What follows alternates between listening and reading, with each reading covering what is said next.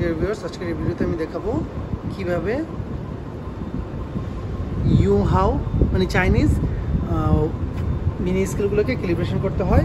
এইটার মডেলটা দেখাই আপনাদের। মডেলটা হলো যেখানে নেম প্লেট আছে, এটা হলো 150 কেজির একটি মিনি স্কেল, যার মডেল হলো A12E, রেটিং হলো 12 ভোল্ট 50 মিলি অ্যাম্পিয়ার। আর এই হলো তার স্কেল। আর এখানে আমরা কিছু ওয়েট রেখেছি, স্ট্যান্ডার্ড ওয়েট 50 কেজির, যা দিয়ে আমরা এটাকে ক্যালিব্রেশন করব। তো এখানে দেখেন 0.08 কেজি আছে বা 0.1 কেজি ম্যাটেরিয়াল দেখাচ্ছে। তো আমরা প্রথমে এটাকে এখানে যে টেয়ার আছে, আমরা টেয়ারে চাপ দিয়ে টেয়ার করে নিব। যে প্রথমে আমরা এটাকে 0 করে নিব, 0 করে এটাকে টেয়ারে একটা চাপ দিব, তারপরে পাওয়ারটা অফ করে দেব। পাওয়ারটা অফ করে দাও। এখন পাওয়ার অন করে আমরা হ্যাশ বাটনে ধরে রাখবো। পাওয়ারটা অন করো।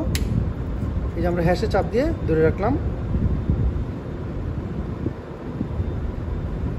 99 আসছে, ছেড়ে দিছি। এখানে D1 আসছে, P ফুল, নো লোড। এই যে এখানে হলো অ্যাড লোড লিখা আসছে। অ্যাড লোড লিখা আসার পর আমরা টেয়ারে একটা চাপ দিব।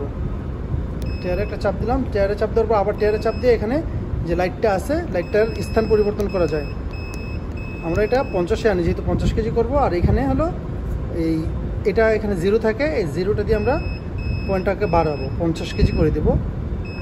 50 কেজি করলাম। 50 কেজি করে এখানে এখন 50 কেজি ওয়েট উঠাবো। 20 কেজি, 20 কেজি, 50 কেজি। আমরা এখানে 50 কেজি স্ট্যান্ডার্ড ওয়েট উঠিয়ে ফেললাম। এখন আমরা এখানে যে হ্যাশ আছে, হ্যাশ চাপ দেওয়ার সাথে সাথে ইন চলে আসছে।